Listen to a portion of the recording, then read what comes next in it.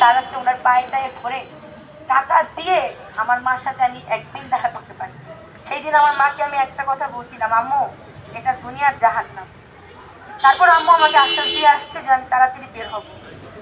অনেক অনেক কষ্ট, অনেক আমি আসলে আমার জেলের অভিজ্ঞতাটা এখানে শেয়ার করলে হয়তো বা 2-3 ঘন্টা 11 দিনের অভিজ্ঞতা আমি শেয়ার করতে পারবো না।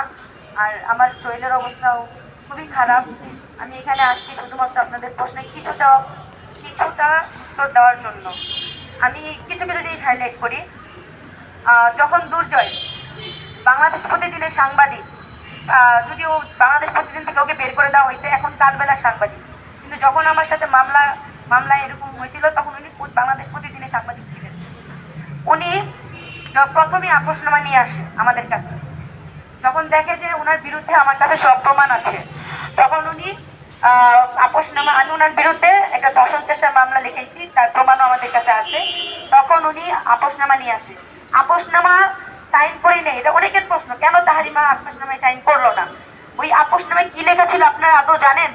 ওই আপোষনামায় লেখা ছিল আমি ওকে কিডন্যাপ করছি, কিডন্যাপ করে গাজীপুরে নিয়ে আসছি, মারধর করছি, এমনকি ওর বাইক এবং মোবাইল ফোন সব কিছু ছিনাই নিয়ে ওকে, মানে টাকা পয়সা নিয়ে, কত টাকা লিখছে, 50,000 টাকা, 50,000 টাকা নিয়ে ওকে ছেড়ে দিচ্ছে। কিন্তু ওই মিডিয়াতে এসে বসে ওর থেকে 50 কোটি টাকা নিচ্ছি। ওই ফকিন্নির বাচ্চার কাছে 50 কোটি টাকা আসলো কিভাবে? ফকিন্নির বাচ্চা 50 কোটি টাকা, ওর অফিসার, বাংলাদেশ প্রতিদিনের অফিসারের কাছে 50 কোটি টাকা আসতো, গুনতে পারবে 50 কোটি টাকা? তারপর এই মামলায় আমাকে যখন আপোষনামায় এত কিছু লেখা, তখন আমি বলছি আপনারা যা যা লিখছেন তার একটাও আমি করি নাই, আমি আপোষনামায় কেন সাইন করবো?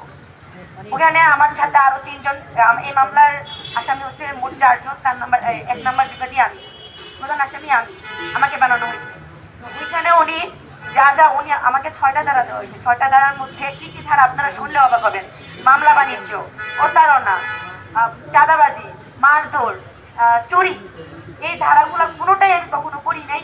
কিন্তু উনি এইভাবে ধারাটা নেওয়ার ওই আয়ু, আমার মামলা যে আয়ু এসআই ফারুক, ওনাকে আসলে টাকা না দেওয়ার জন্যই উনি বারবার রিমান্ড চায়। আমার 2বার কোর্ট হলো, 2বারই আমার রিমান্ড দেওয়া হলো, রিমান্ড মঞ্জুরও হইলো। যেখানে আমাকে কোর্টে দেখানো হইলো যে আমার পরীক্ষার সামনে, এমনকি আমার বয়স 17 বছর, তাও 2বার আমার রিমান্ড মঞ্জুর হয়েছে কোর্ট থেকে।